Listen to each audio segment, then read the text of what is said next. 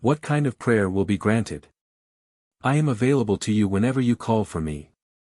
Every heartfelt, pleading thought gets through to me. Every sound the heart utters is heard by me, and I will always turn towards you, for the child's voice penetrates and will always reach the Father's ear. And then I will be ready at all times to help if you need it, or I will provide you with spiritual strength if you ask for it. I draw close to you and listen to your plea, because I rejoice in pleasing my living creations, in providing my children with what they need and request from me.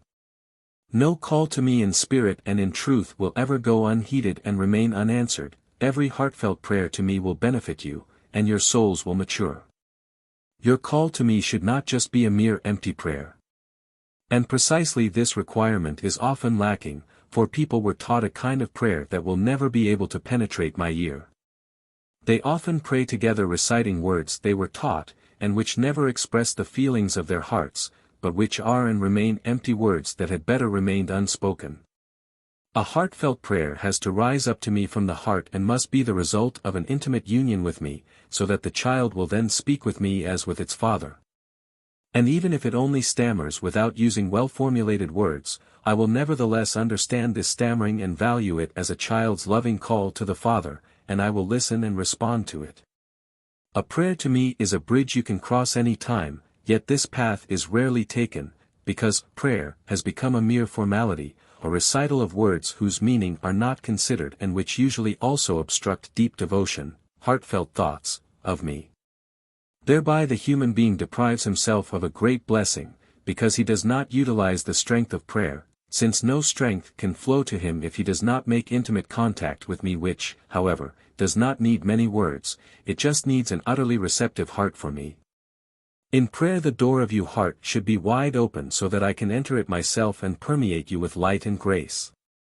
Hence you have to be with me in thought with all your love, your heart has to be completely devoid of all other thoughts, and then you should enter into a silent dialogue with me and entrust all your cares and wishes to me, or, if you don't come to me with worries, you should assure me of your love, and for this you truly need no prayer events, no organized campaigns, no mass prayers, unless a special request causes several people to ask for my help together, but even then it should take place silently and inwardly, for every external expression disturbs the inner contact, and the person will be unable to turn inward such as to completely feel my presence. Time and again I have to draw your attention to the fact that your customary prayers will not achieve much with me, because I only take notice of the feelings in your heart and not the words voiced by your mouth, regardless how many people participate in such prayer.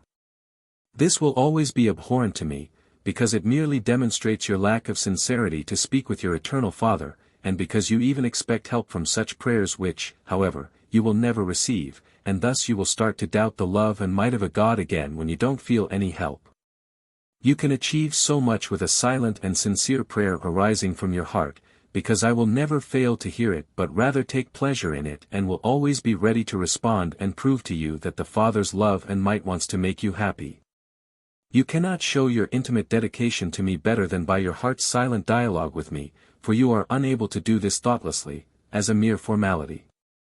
And then every word you say to me will sound childlike and trusting. You will, in truth, establish a child's relationship with its father, and the child will achieve everything, because the father's love does not deny itself and constantly wants to please the child.